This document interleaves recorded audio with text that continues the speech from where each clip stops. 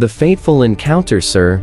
We've got a problem. Commander Alex Mitchell didn't even look up from his coffee. After 15 years in the Space Force, he'd learned that problems ranged from someone forgetting to refill the coffee machine to an imminent alien invasion. Given that it was only 0700 hours on a Tuesday, he was betting on the former. Define problem, Lieutenant. Well, sir, approximately 37 minutes ago, an unknown vessel entered Earth's orbital space and detonated what appears to be a nuclear device roughly 200 kilometers above the Pacific. Alex nearly choked on his coffee. I'm sorry, what? An alien ship blew up a nuke in our orbit, sir. Then it broadcast a message on all frequencies, basically telling us we're about to be conquered. Alex set down his mug with the kind of deliberate care that suggested he was reconsidering his life choices. Show me. The main screen flickered to life, displaying a sleek, angular vessel that looked like someone had crossed a stealth bomber with a particularly aggressive kitchen knife. The ship was maybe twice the size of a destroyer, bristling with what were obviously weapons, and currently sitting in a nice, stable orbit like it owned the place. This is the message they broadcast, sir. Lieutenant Torres, a sharp kid from New Mexico who'd somehow managed to keep his sanity intact despite working in orbital defense, pulled up the audio file. The voice that emerged was synthesized, emotionless, and had all the warmth of a deep space void. Primitive inhabitants of the third planet, your orbital defenses have been neutralized. Surrender is your only option. Resistance will result in the complete annihilation of your species. You have 72 of your planetary rotations to comply. Alex stared at the screen. They gave us 72 days to surrender. Yes, sir. Very generous of them, considering. And they think that little firecracker of theirs took out our orbital defenses. Torres grinned. That's the thing, sir. They detonated their nuke right next to the old Hubble telescope. You know, the one that's been dead for like 30 years. They probably thought it was some kind of weapons platform. Alex felt a laugh building in his chest. Oh, this is rich. They killed Hubble and think they've crippled our military. Gets better, sir. We tracked their approach vector. They came in from the dark side of the moon. Probably thought they were being all sneaky. Thing is, they flew right past Station Omega 7 on their way in.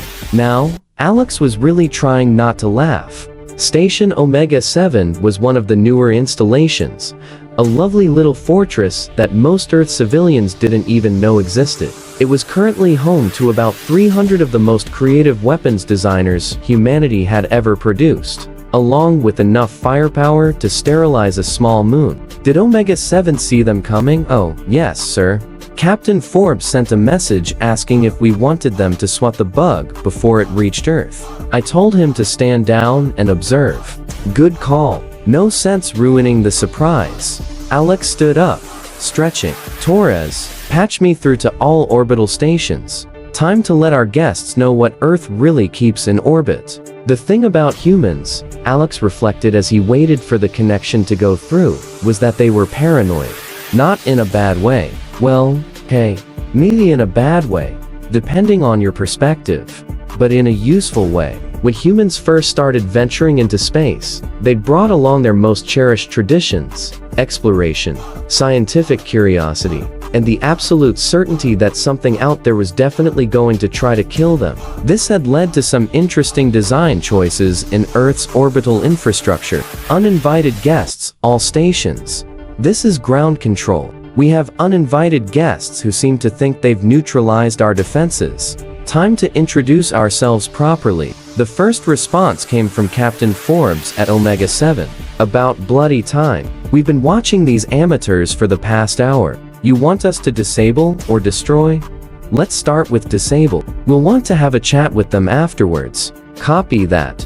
Omega 7 will handle primary engagement. Everyone else, stay back and enjoy the show. Alex settled back into his chair. This was going to be fun. The alien ship, Alex had started thinking of it as the knife, was still sitting pretty in orbit, probably congratulating itself on a job well done. The crew was likely celebrating their successful neutralization of Earth's primitive space technology, maybe planning their victory parade. Alex almost felt bad for them. Almost. Sir, We're getting another transmission from the hostile vessel. Put it through. The same synthesized voice filled the command center. Inhabitants of the third planet, you have not responded to our ultimatum. Perhaps you did not understand. We are the hegemony. We have conquered 47 worlds. Your resistance is futile. Surrender now or face total annihilation. Alex grabbed his microphone. Unknown vessel, this is Earth Space Command. We received your message. We're very impressed by your ability to blow up a 30-year-old telescope. Truly, your tactical brilliance knows no bounds. There was a pause. Then you mock us. Your orbital defenses lie in ruins. Our orbital defenses? Alex couldn't help himself. He started laughing. Oh, that's precious. You think Hubble was a weapon? Torres, bring up the orbital defense grid display. The main screen shifted to show a three-dimensional map of Earth's orbital space. At first glance, it looked normal. A few space stations, some satellites, the usual clutter. Then Torres started adding layers. The first layer revealed the military installations. Suddenly, the relatively empty space around Earth was filled with markers. Dozens of them scattered throughout low, medium, and high orbit, defense platforms, weapon stations, sensor arrays, supply depots. That's just the stuff we admit to having, Alex said into his microphone. Torres, show them layer 2. The second layer was the classified installations. The display exploded with new markers, battle stations, experimental weapons platforms, automated defense grids, kinetic bombardment systems. The space around Earth suddenly looked like a three-dimensional minefield. And that's just the stuff we're allowed to tell our own people about. Alex continued cheerfully. Torres, you want to show them the fun stuff? Layer 3 was the black projects. The display became so cluttered with markers that it was hard to see Earth itself. Orbital foundries, exotic matter research stations, AI-controlled hunter-killer platforms, things that didn't have names because they were too classified to need them. Now, I don't want to spoil the surprise, Alex said, but you should know that what you're looking at represents about 60 years of human paranoia, engineering, creativity, and the absolute certainty that someday, someone would show up and try to conquer us. We've been waiting for you. The silence from the alien ship stretched out for nearly a minute. This is impossible. Our intelligence indicated this was a primitive world. No spacefaring civilization. No orbital defenses. Oh, that's our bad. Alex said, we may have been deliberately broadcasting the wrong signals for the past few decades. You know, let ourselves look all weak and helpless. It's called deception. And we're really good at it. You're bluffing. These installations cannot be real. Alex grinned. Torres, signal Omega-7. Tell Forbes he's cleared to demonstrate. A terrifying demonstration. What happened next would later be described in the alien ship's logs as impossible, terrifying. And why didn't anyone tell us humans were completely insane? Station Omega-7 had been designed by a team of engineers who'd been asked a simple question. What would happen if we gave unlimited funding to people who really like explosions? The answer, as it turned out, was really cool stuff. The station's primary weapon was something the designers had nicknamed the Correction. It was fundamentally a railgun the size of a city block that fired projectiles at a significant fraction of the speed of light. The projectiles themselves were works of art. Dense matter cores wrapped in exotic materials that did interesting things to local spacetime when they moved really fast. The knife was about to get corrected. Omega-7. This is ground control. One warning shot, if you please. Copy that. One warning shot coming right up. The railgun fired. From the alien ship's perspective, space simply changed. There was a brief moment where the laws of physics seemed to reconsider their life choices, followed by a streak of light that passed roughly 100 meters from their hull. The projectile continued on its trajectory, eventually impacting a small asteroid in the outer system with enough force to turn it into a brief, very pretty light show. Holy shit, someone muttered over the comm. Alex made a mental note to remind his people about radio discipline. The silence from the alien ship lasted considerably longer this time. Unknown vessel, Alex said pleasantly. That was a warning shot. Our next demonstration will be significantly more educational. This is impossible. No species develops weapons of this magnitude without first achieving interstellar travel. You're supposed to be primitive. Yeah, about that, Alex said. See, humans have this weird quirk where we develop better ways to kill each other long before we develop better ways to get along with each other. It's a character flaw really, but it does make us very good at the whole orbital defense thing. Torres looked up from his console. Sir, we're getting movement from the hostile vessel. They're powering up weapons. Are they now? How adorable. All stations. This is ground control. Our guests seem to want to escalate. Please remind them why that's a bad idea. The response was immediate and from the alien perspective, utterly nightmarish. 17 different weapons platforms opened fire simultaneously. The space around the knife erupted in a light show that would have been beautiful if it weren't so terrifying. Particle beams, plasma cannons, kinetic projectiles, exotic energy weapons that didn't have names because they were too new to classify. All of them carefully aimed to miss the alien ship by the narrowest possible margin. The knife found itself sitting in the middle of what looked like a localized aurora, surrounded by weapons fire that could have vaporized it instantly, but was instead creating a very pretty light show. The message was clear. We could have killed you 17 different ways in the past 3 seconds. We chose not to. This is impossible, the alien voice repeated. But now, there was something new in the synthesized tone. Fear. Oh, we're just getting started, Alex said. Torres, bring up the automated defense grid. The fourth layer of the display lit up, and suddenly the space around Earth was filled with thousands of new markers. Small, fast-moving objects that had been sitting dormant until now. Automated defense drones, hunter-killer satellites, self-replicating weapons platforms that could manufacture more of themselves from orbital debris. Those are our automated defenses, Alex explained conversationally. They're not very smart individually, but they're very good at swarming, and they're programmed to reproduce themselves when threatened. We've been testing them on asteroids for the past few years. Results have been explosive.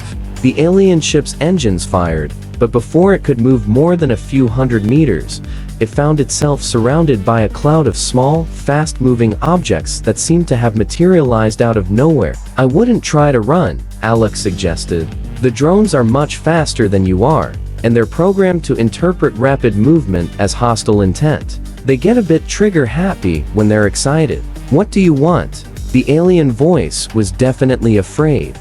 Now, well, first, we want to know who you are, and why you thought blowing up our telescope was a good idea. Second, we want to know about this hegemony you mentioned. Third, we want to know how many more of you are out there. And if we refuse to answer?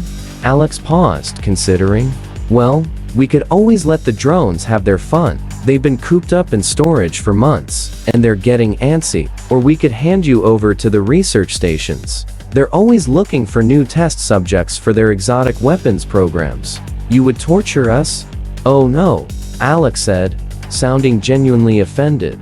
We're not monsters. We just study you very thoroughly, with instruments, some of which might be slightly uncomfortable. Torres was trying very hard not to laugh. Sir, we're getting a priority transmission from Deep Space Monitor Station 12. They've detected multiple vessels approaching from the outer system. Looks like our guests brought friends. Alex's good mood evaporated. How many? 67 vessels, sir. Various sizes. ETA approximately 6 hours. Alex grabbed his microphone. All stations. This is ground control. We have multiple hostiles inbound. Prepare for full defensive measures. The alien voice cut in. You cannot resist the full might of the hegemony. We have ships, weapons, warriors beyond your comprehension. Yeah, about that, Alex said. Torres, activate the perimeter defense system. The ultimate deterrent.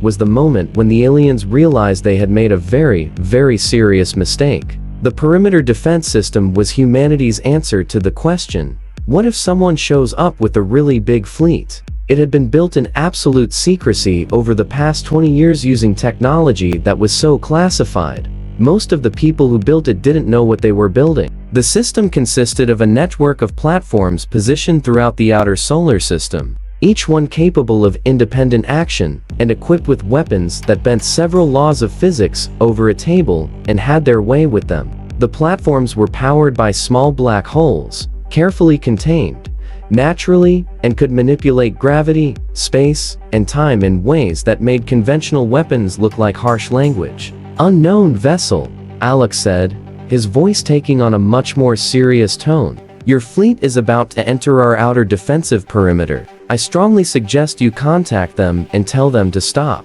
They will not stop. They will crush your pathetic defenses." An alien's transmission cut off abruptly as the first platform activated. What happened next was difficult to describe in conventional terms. The lead ships of the alien fleet simply stopped. Not slowed down, not changed course. Stopped. Dead in space. As if they'd hit an invisible wall. Which, in a sense, they had. The second platform created a gravity well that grabbed 3 more ships and gently moved them into a parking orbit around Jupiter. The third platform did something that folded space in a way that made the remaining ships suddenly find themselves facing the wrong direction and moving backwards at significant velocity. "Holy shit," Torres whispered, staring at the tactical display. Alex had to admit it was pretty impressive. The alien fleet had gone from a coordinated assault formation to a scattered mess of confused ships in about 30 seconds. Half of them were trapped in artificial gravity wells. A quarter were stuck in some kind of temporal distortion that made them move in slow motion, and the rest were frantically trying to figure out which way was up. "All vessels of the Hegemony fleet," Alex broadcast. "This is Earth Space Command. You are currently experiencing a demonstration of our outer defensive perimeter. Your ships are not damaged. We're just repositioning them. Please stand down and prepare to be boarded." The response was immediate and predictable. "We will never surrender. The Hegemony does not yield to primitive." Yeah, we get it," Alex interrupted. "You're very tough, very scary, totally going to crush us." Torres, activate the inner defense grid. The inner defense grid was what happened when human engineers were asked to design orbital defenses and were given the helpful instruction to make sure nothing gets through, ever, under any circumstances. It consisted of approximately 10,000 weapons platforms, each one capable of tracking and engaging multiple targets simultaneously, all networked together by an AI that had been programmed with the tactical knowledge of every human military conflict for the past 3,000 years. The AI's name was Diana, and she was very, very good at her job. "Diana, this is ground control. We have multiple hostiles in the outer system. Please assess the threat level." "Acknowledged." "Ground control." Diana's voice was crisp, professional, and utterly without mercy. "Analyzing hostile capabilities. Assessment complete. Threat level negligible. Recommendation. Capture for interrogation. Estimated time to neutralize all hostile vessels. 4 minutes, 17 seconds. 4 minutes? Alex raised an eyebrow. That seems optimistic. "I am accounting for the time required to be polite about it," Diana replied dryly. "If you prefer a more aggressive approach, I can reduce that to 37 seconds. No, 4 minutes is fine. We want them alive and relatively intact." "Understood." Beginning engagement in 3, 2, 1. What followed was less a battle than a masterclass in applied physics. Diana had been programmed with the tactical knowledge of humanity's greatest military minds, given access to weapons that violated several fundamental laws of nature, and asked to be creative. The results were educational. The alien fleet found itself subjected to a series of increasingly impossible phenomena. Ships that tried to fire their weapons discovered that their energy beams were being redirected back at them. Vessels that attempted to maneuver found their engines somehow moving them in the opposite direction. One particularly stubborn cruiser that kept trying to break free from its gravity well found itself temporarily transformed into a very confused cloud of exotic matter, then politely reformed back into a ship with a crew that was going to need some serious therapy. "This is impossible," the original alien ship's captain was saying over and over. "Your technology level, your weapons, this cannot be real." "Oh, It's real, Alex said cheerfully. You want to know the funny part? This isn't even our good stuff. This is just the standard orbital defense grid. We've got experimental weapons that would make your head spin, literally, in some cases. There's a research station out near Neptune that's been playing with weapons that work backwards through time. Very impractical, but the theoretical applications are fascinating. You're bluffing. Torres, patch me through to Research Station Omega Prime. Sir, are you sure? They're still classified as... I think the classification level just became irrelevant, don't you? The connection went through and a new voice joined the conversation. This is Dr. Elizabeth Hayes, Director of Temporal Weapons Research. Commander Mitchell, I understand you have some guests who don't believe in our capabilities. That's right, Doc. Think you could give them a small demonstration? Nothing too dramatic. Of course. I'll use the causality inverter. It's quite harmless, really. Alex turned to the alien ship's frequency. You might want to pay attention to this. Doc, whenever you're ready. Firing in 3, 2, 1. For a moment, nothing happened. Then the alien ship's captain started screaming. What did you do to us? What did you do? Oh, nothing much, Dr. Hayes said pleasantly. I just shot you with a weapon that will fire in about 30 seconds. You're experiencing the effects before the cause. Fascinating, isn't it? The weapon will miss you, by the way, but your brain is having trouble processing the temporal paradox. That's impossible. You cannot fire a weapon into the past. Actually, we can. It's just really complicated and tends to give people headaches. The temporal mechanics alone took us 15 years to work out. Would you like me to explain the theoretical framework? It's based on a rather elegant manipulation of closed time-like curves combined with quantum uncertainty principles. Make it stop. Oh, it'll stop in about 20 seconds when I actually fire the weapon. Then your timeline will resolve itself, and you'll feel much better. Probably want to lie down for a while, though. Temporal displacement can be a bit disorienting. Alex was grinning so hard his face hurt. Doc, I love your work, but I think our guests get the point. Very well. Firing now. The alien captain's screaming stopped abruptly. What? What was that? That was you experiencing a weapons demonstration that existed in reverse time, Dr. Hayes explained. You felt the effects 30 seconds before the cause. It's one of our more whimsical applications of exotic physics. We mostly use it for psychological warfare. This is impossible, the alien captain whispered. You keep saying that, Alex observed. You know, for a supposedly advanced spacefaring species, you seem to have a very limited understanding of what's possible. Torres, what's the status on the rest of their fleet? All vessels secured, sir. Diana has them in various forms of containment. No casualties, but I suspect their crews are going to need some counseling. Excellent. Now then, Alex said, addressing the alien ship. Let's have that conversation about who you are, and why you thought conquering Earth was a good idea. The alien captain's voice when it came, was defeated. We are scouts for the hegemony. We were told this was a primitive world, pre-industrial. No space travel, no defenses. Well, your intelligence was slightly off, Alex said dryly. Who told you that? The observers. They watch worlds, catalog them, report back to the Hegemony Council. They said Earth was ripe for conquest. No orbital defenses, no advanced technology, no threat to the hegemony. Alex frowned. These observers, they've been watching us for how long? Cycles. Decades in your terms. They reported that your species was primitive, aggressive, but contained to your planet's surface. They said you had simple nuclear weapons, but no space-based defenses. Ah, Alex said, understanding dawning. They were watching us, but they were watching from far away. They saw our public space program, the peaceful exploration, the scientific missions, the international cooperation. They didn't see the military installations because we hid them. You deliberately concealed your capabilities? Of course, we did. We're not stupid. The moment we started building serious space-based defenses, we made sure they looked like something else. That weapons platform you're currently parked next to, According to our public records, it's a weather monitoring station. Those gravity manipulation systems? Solar collectors? The AI that just schooled your entire fleet? Traffic control system? Torres was nodding. We've been running a deliberate disinformation campaign for 40 years, sir. Anyone watching from a distance would see exactly what we wanted them to see. A primitive world with basic technology and no real defenses. Meanwhile, Alex continued, we've been building up our orbital infrastructure on the assumption that someday someone would show up and try to conquer us. We're paranoid that way. This is, you prepared for invasion by species you had never encountered?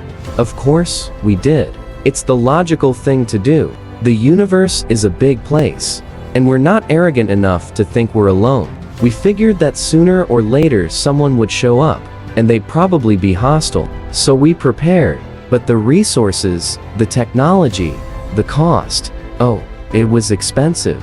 Alex agreed, but you know what's more expensive? Being conquered by aliens. So we made the investment. Best money we ever spent. As it turns out, the alien captain was silent for a long moment. Then, what? What happens to us now? Alex considered. Well, that depends. You attacked us, but you didn't actually hurt anyone. Unless you count poor old Hubble, and he was already dead. You seem to have been operating under bad intelligence, and you're clearly outclassed. So, here's what I'm thinking. We're going to have a nice long chat about this hegemony of yours. And then you're going to go back to them with a message. What message? That Earth is not interested in being conquered. That we have defenses they can't imagine. And that if they want to try again, they'd better bring a bigger fleet. They will not believe us. Oh, I think they will. Torres, make sure our guests get complete sensor records of today's events. Full spectrum analysis, detailed technical readouts, the works. I want the hegemony to know exactly what they're dealing with. Sir, are you sure that's wise? We're basically giving them intelligence on our capabilities. Torres, after today, do you really think they're going to want to test our capabilities? The lieutenant grinned. No, sir, I really don't. Alex turned back to the alien ship. Captain, you and your fleet are free to go. Take your recordings, take your data, and take our message back to your hegemony. Tell them that Earth is not interested in being part of their empire. Tell them that we have defenses they can't comprehend. And tell them that if they want to try again, they'd better be prepared for a very educational experience. And if they do not listen, Alex's smile was not particularly pleasant. Then we'll have to be more creative in our demonstrations. Dr. Hayes, are you still on the line? Yes, Commander. How's that project coming along? The one with the Star Killer torpedo? Oh, that's nearly ready for field testing. We just need a suitable target. Something uninhabited, preferably in a system that doesn't have any important gravitational relationships with other stars. Star Killer?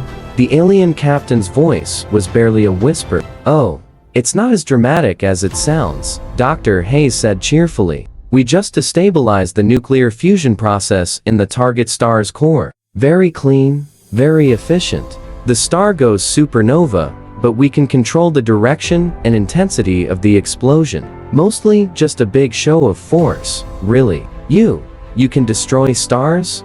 Well, we haven't tested it yet, Alex said, but the theory is sound. Would you like us to demonstrate? I think there's an uninhabited system about 20 light years from here. That would be perfect for a field test. No, that will not be necessary. We will deliver your message. Excellent. Oh, and one more thing. We're going to be keeping an eye on you. We've got some very advanced sensor arrays positioned throughout the galaxy, and we'll know if you try to come back. We'll also know if you try to attack any other species. We're funny that way. We don't like bullies. You monitor the entire galaxy? Not the entire galaxy, Alex said. Just the interesting parts. The parts where intelligent life might be developing. The parts where empires like yours might be causing trouble. We're very interested in maintaining galactic peace and stability. This was, of course, a complete lie. Humanity's deep space monitoring network was impressive, but it was nowhere near galaxy spanning. But the aliens didn't need to know that. Now then, Alex continued, I think it's time for you to go. You have a message to deliver, and we have some repairs to make. You did kill our telescope after all. We apologize for that. Apology accepted. Torres, signal the defense grid to release their ships, and make sure they get a nice safe corridor out of the system. We want them to get home safely, so they can deliver our message. Acknowledged, sir. All stations. This is ground control. Release the hostiles and provide safe passage to the system perimeter. One by one, the alien ships were released from their various forms of containment. They moved slowly, carefully, obviously terrified that any sudden movement might trigger another demonstration of Earth's capabilities. Commander Mitchell, the alien captain said, as his ship prepared to leave, may I ask, what would you have done if we had refused to surrender? Alex considered the question. Honestly, we'd have captured you anyway, and sent you home with the same message. We're not really interested in killing people unless we absolutely have to. We're more interested in making sure everyone understands that attacking Earth is a really bad idea. You would have shown mercy? We're not monsters, Captain. We're just very good at defending ourselves. There's a difference. The alien ships began to move toward the system perimeter, their formation ragged and clearly demoralized. Alex watched them go, feeling a mixture of satisfaction and mild regret. He'd actually been looking forward to testing some of the more exotic weapon systems. Sir, Torres said, we're getting a priority transmission from Earth Command.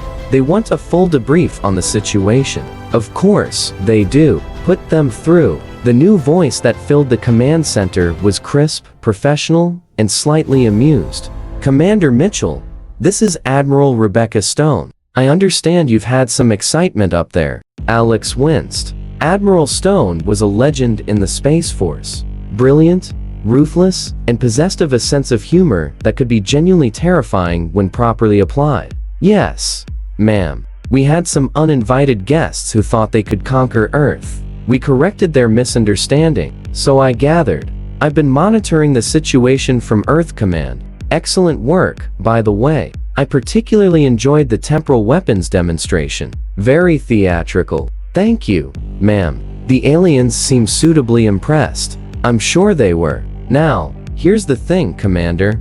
We've been monitoring deep space communications, and it seems your guests have been quite chatty on their way out of the system. They've been broadcasting everything that happened here to their home fleet. Alex frowned. Is that a problem, ma'am? On the contrary, it's exactly what we wanted. The hegemony now knows that Earth is not the primitive world they thought it was. They also know that we have capabilities they can't match. But here's the interesting part. They're not retreating, ma'am, they're regrouping. Long-range sensors indicate they're massing a much larger fleet.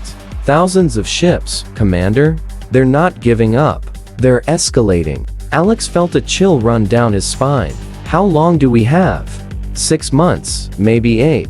They're pulling ships from across their empire. This isn't just an invasion force. It's a full-scale crusade. They're convinced that Earth represents some kind of existential threat to their empire. Well, Alex said slowly, they're not wrong about that. No, they're not. Which brings me to why I'm calling. We're activating the Omega Protocol. Alex's blood ran cold. The Omega Protocol was humanity's ultimate contingency plan.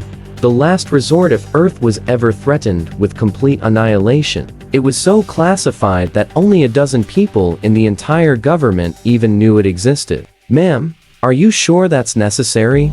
Commander? We're about to face an invasion fleet that could number in the tens of thousands. Our orbital defenses are impressive, but they're not miracle workers. We need to be prepared for the possibility that conventional defense won't be enough. Understood, ma'am. What are my orders? Continue with standard defensive preparations, but I want you to know that if things go badly, we have options.